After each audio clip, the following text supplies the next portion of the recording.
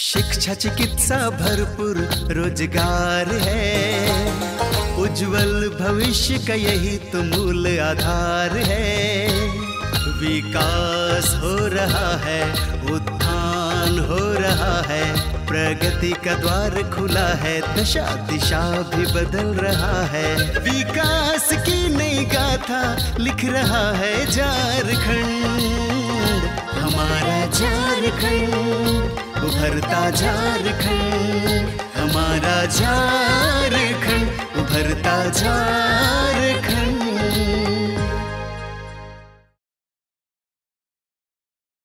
कौशल विकास का तात्पर्य वैसे ज्ञान से है जिसमें विद्यार्थियों की जानकारियां सिर्फ किताबों तक ही नहीं सिमटती, बल्कि ये उन्हें हुनरमंद बनाती है।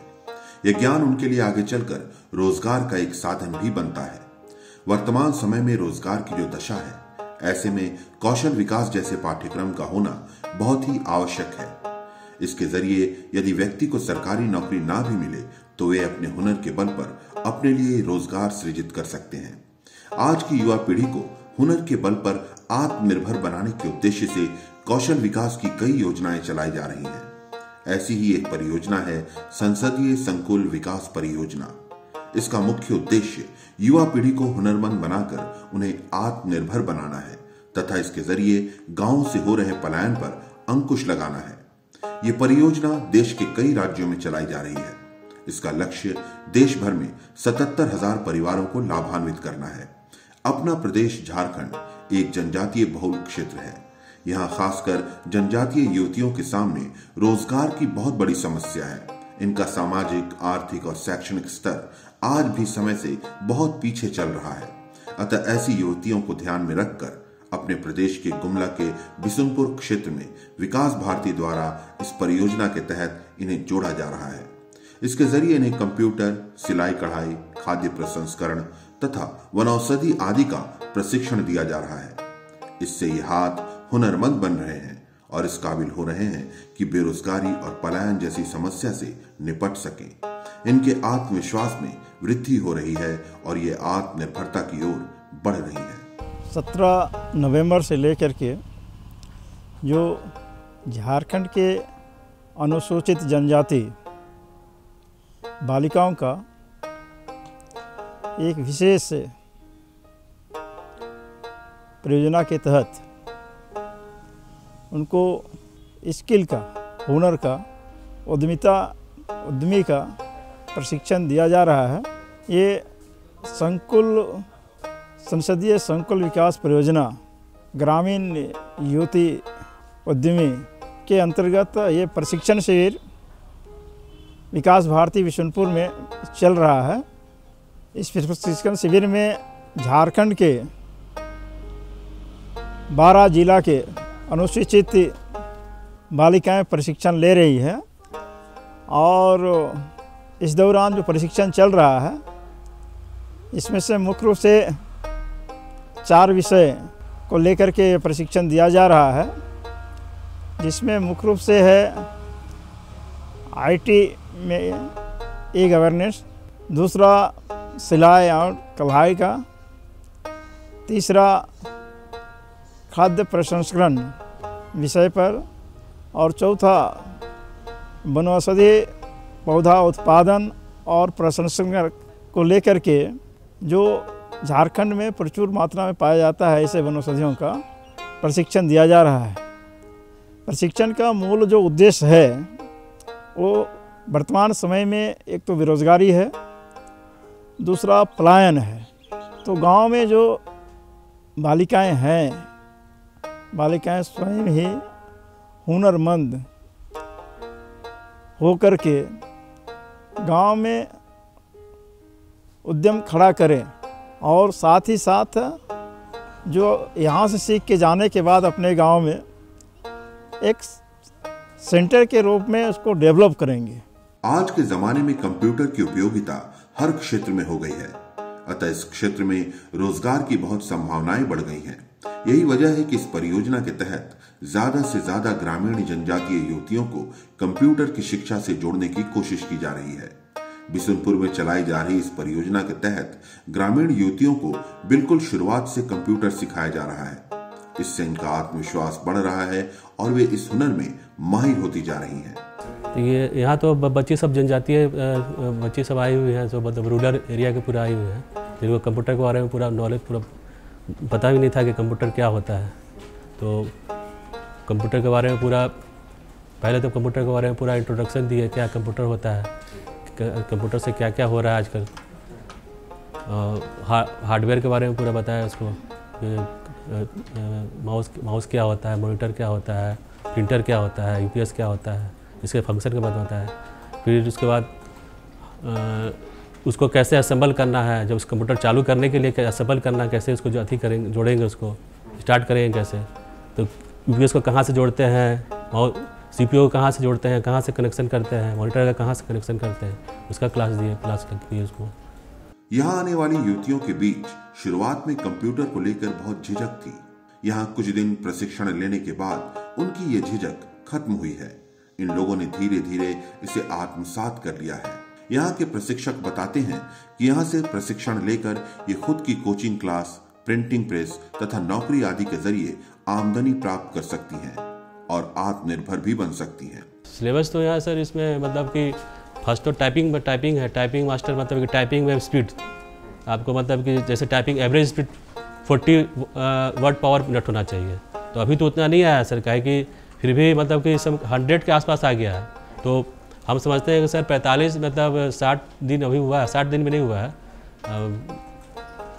50 दिन हुआ है। 50 दिन में भी आपको 100 वर्ड पर मिनट आ गया है, तो बहुत है, बहुत बड़ा अचीवमेंट है। ज़्यादा टफ तो नहीं है सर, मतलब स्टार्टिंग इंट्रोडक्शन, अब उसमें क्या डिफरेंस है सर, वहाँ पे पहले से उन्हें इंट्रैक्शन रखता है, तो इंट्रोडक्शन नहीं देना है, ये क्या चीज़ होता है।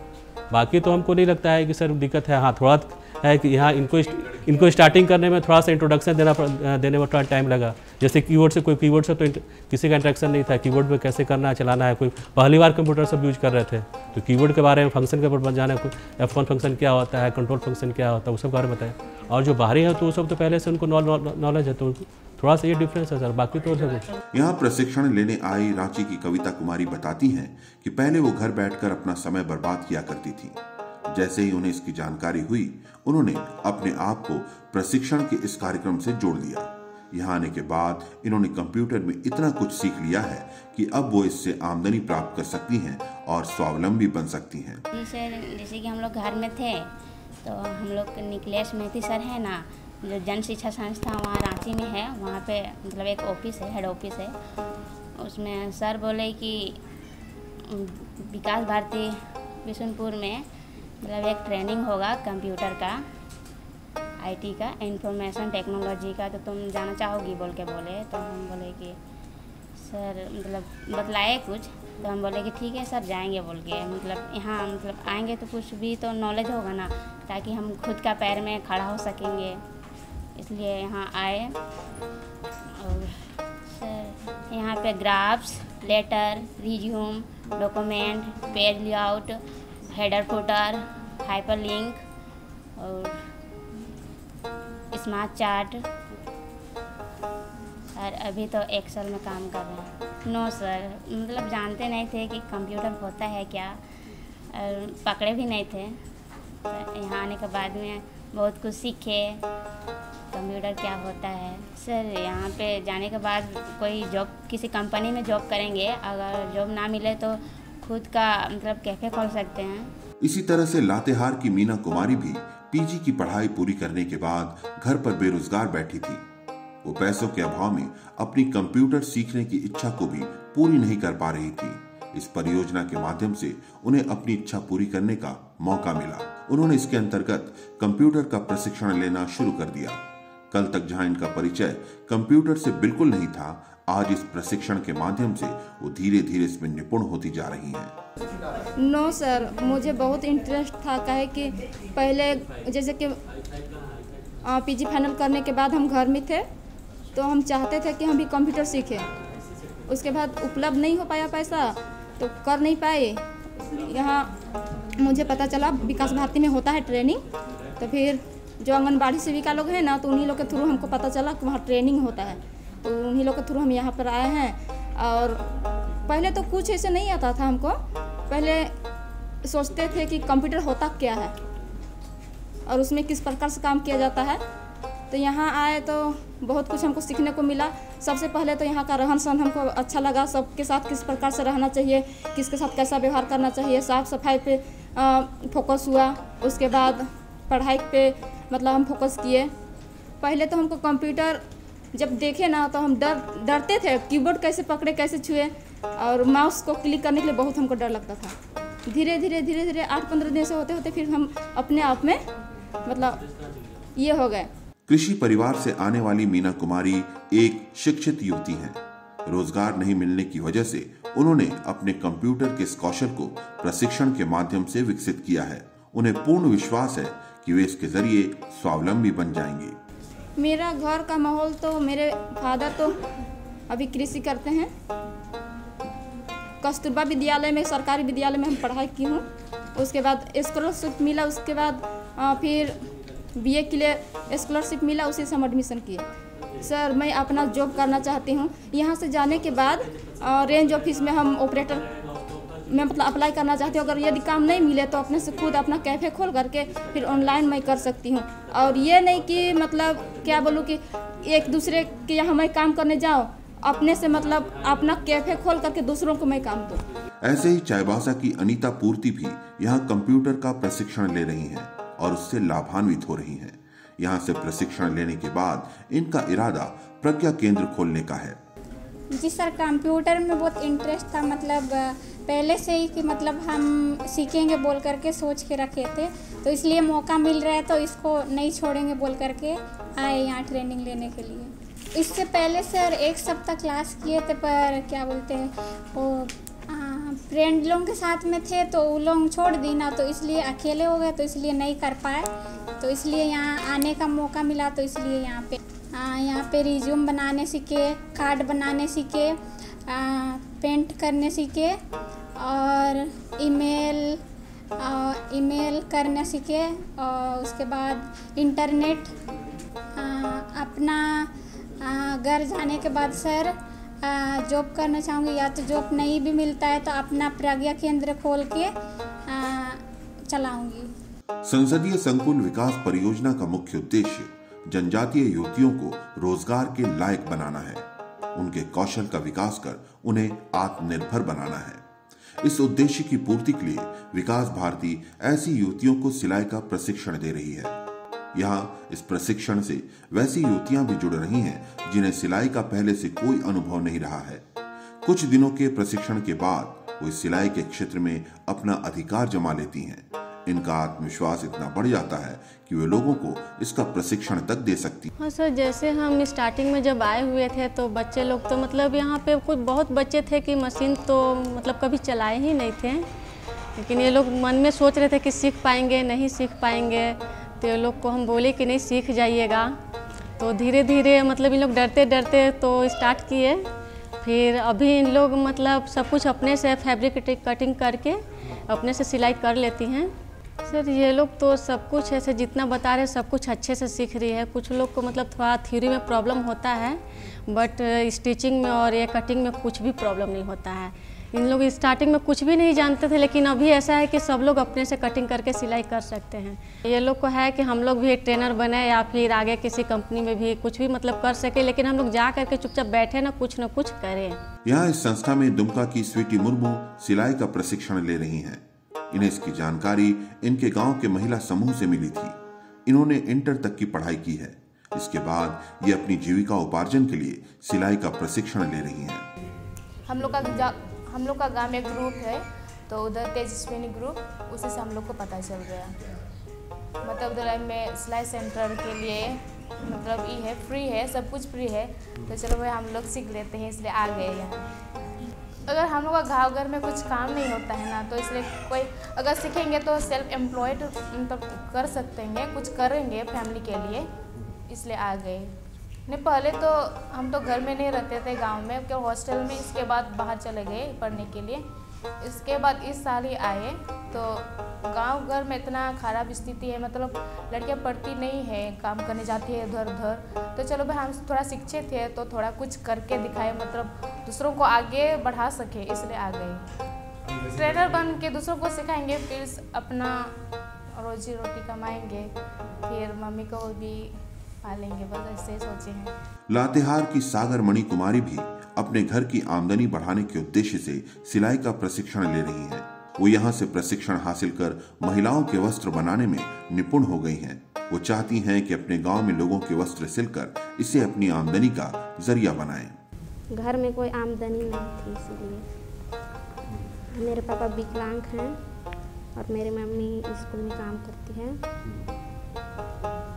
और मेरा भाई भी नहीं है, बस बहन लोग हैं और पापा लोग भी बूढ़ा बूढ़ी हो गए हैं। यहाँ के बारे में यहाँ का विकास भारती कर्मी जो काम करवाते हैं ना गांव में, बागवान लगवाते हैं, पेड़ पौधा सब और कुछ भी स्कीम करते हैं, वो हमें बताए। हमको पहले से इंटरेस्ट था, बस पढ़ाई कर रहे थे उस समय से कि हम सिलाई करेंगे। तो इसमें कैसे अपना भविष्य कैसे सीख के जाएंगे तो हम सिलाई करेंगे और उससे लोगों का कपड़ा सिलेंगे और पैसा होगा तो इससे आमदनी बढ़ेगी। पहले तो कुछ नहीं आता था, मशीन चलाने भी नहीं आता। यहाँ 2 कली का पेटीकोट बनाते हैं और 4 कली का पेटीकोट बनाते हैं और 6 कली का पेटीकोट और सिंपल ब्लाउज और कटोरी ब्लाउज और बॉम्बे कट और प्रिंसेस कट और सूट बना लेते हैं, सिंपल सूट और सलवार। टीचर भी जैसे हम लोग नहीं समझते हैं ना तो अपना भाषा में भी समझा देती है। लगता है कि घर में इतना कुछ नहीं जानते थे या इतना माहौल घर में भी अच्छा नहीं था और यहाँ सबसे अच्छा लगा क्योंकि हम घर से नहीं सीख पाते, यहाँ इसलिए हम सीख पाए। यहाँ फ्री है कि पैसा देना पड़ता है? फ्री है जी।